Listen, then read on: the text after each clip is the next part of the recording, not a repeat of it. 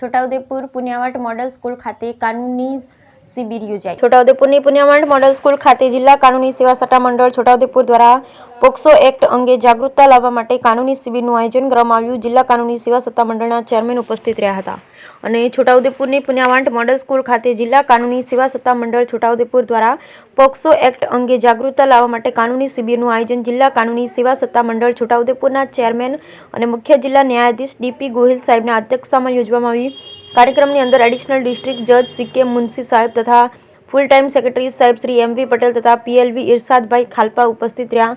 કાનૂની માર્ગદર્શન આપવામાં આવ્યું અને કુલ 750 દીકરીઓએ આ કાનૂની શિબિરનો લાભ લીધો। Bureau report Rehan Patel, Chhotaudepur. જિલ્લા કાનૂની સેવા સત્તામંડળ છોટાઉદેપુર તરફથી જિલ્લામાં જુદી જુદી પ્રવૃત્તિઓ ચલાવવામાં આવતી રહેલી છે અને તે પૈકીનો એક કાર્યક્રમ એટલે લીગલ અવેરનેસ કેમ્પ।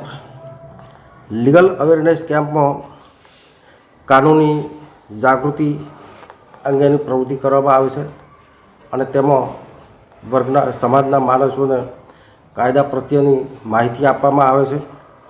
આજ રોજ પણ આ સ્કૂલમાં બાળાઓને પોક્સો કાયદા અંગેની માહિતી આપવા માટે લીગલ અવેરનેસ કેમ્પનું આયોજન કરવામાં આવેલું છે અને તે કાર્યક્રમ અંતર્ગત આજ રોજ સ્કૂલની બાળાઓને પોક્સો અંગેની કાયદાના જોગવાઈઓથી માહિતગાર કરવામાં આવેલી છે અને તેઓ તેમની સાથે જે શારીરિક શોષણ અંગેના ગુનાઓ બનતા હોય